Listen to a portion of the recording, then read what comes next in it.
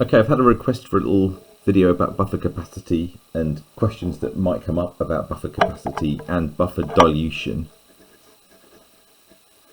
Right, so first of all, it's just a quick reminder that buffers are solutions which resist change to pH, not prevent, but resist change to pH when small amounts of H+, so acid, or alkali, OH- are added. All right. The buffer capacity is the extent to which a buffer can work as a buffer, if you like. So it's the ability of a buffer to resist changes to pH and so on. Or in other words, the amount of H+ or OH- that can be added before a buffer is no longer affected. And so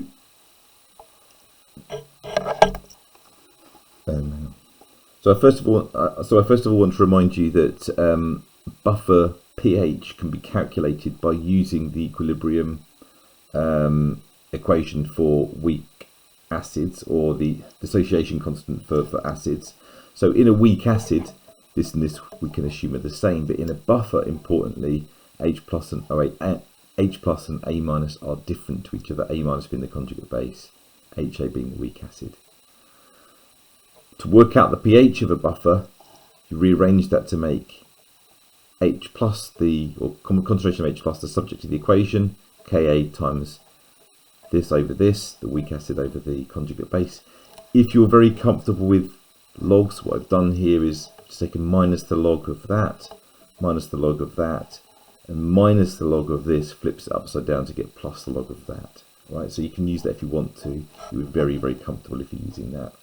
So a couple of points then. If you were to dilute a buffer, it makes no difference to its pH. That's the first thing I want to point out. So diluting a buffer does not change its pH, because if you dilute a buffer, you essentially increase the volume, and if concentration is moles over volume and the volume is the same because it's the same solution, any changes are just going to cancel out. So the pH of a buffer does not change when you dilute it, but the buffer capacity decreases.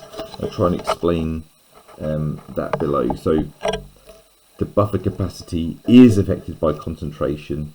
If you dilute a buffer, its buffer capacity goes down. So why is that? Now, can you just imagine these two beakers are the same size? You've got a highly concentrated buffer like so, and these are just these dots are meant to represent kind of things that are acting as buffer. It's not very great. It's a very simplified diagram, of course, and this is a more dilute version. You've got the same volume of buffer, then the concentration of the buffer, if you like, particles, the weak acid and its conjugate base, it can react with H+ and OH- many times before it loses its ability to work as a buffer. Whereas if you dilute it, there are fewer of those particles in there. And I'm not in this video talking about how a buffer works. That's well, we've covered that elsewhere. But you can just imagine if you've got a more dilute buffer, there's fewer particles of or molecules of HA or the conjugate base that can do the buffering. Right, so that's the important point. So I asked DeepSeek to come up with a few questions. Let's go through those.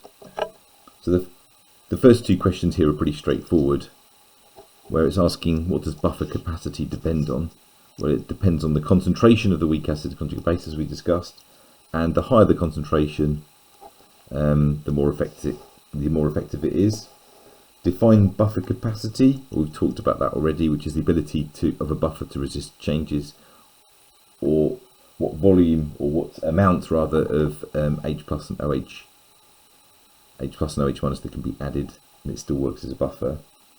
There's a couple of other little points here. So how is a buffer affected by the ratio of acid to conjugate base, and how is it affected by the total concentration? We've already covered that a few times now. Decrease the concentration, you dilute it, it's less effective as a buffer. But what about the ratio? So the important point here, I guess, is that the ratio of a buffer, the HA to A-, should be about 1:1, and then the ability to react with either H+ or OH- is pretty balanced, and that's the point there. Then there's a nice standard buffer question.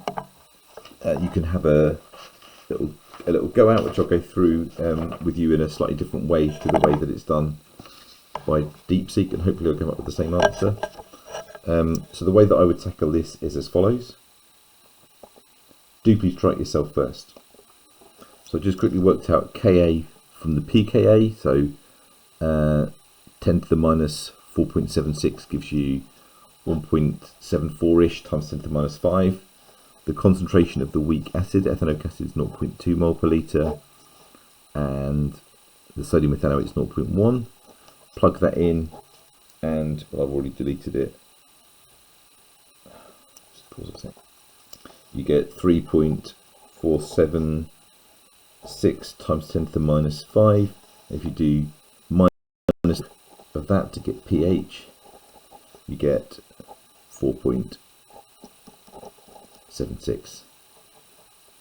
The way that DeepSeek tackled it was using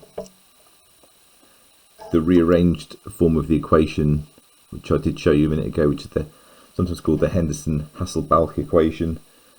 Plug the numbers in, gives you the answer, the same answer as, oops, I wrote down the wrong number there. Just to prove I wrote down the wrong number, rather than I got it wrong, there it is. Okay, so that's the approach you would take there. Next question, another question here. So question 5, have a go at that one. It's relatively straightforward, isn't it? If you add some acid to each buffer, which one will show a smaller change? Well, the one with the greater buffer capacity, which is the one with the highest concentration. So hopefully it's buffer white. It is. And then there are a couple more questions which are basically the same as the others. Yeah, so we'll leave it there. Hopefully that was useful.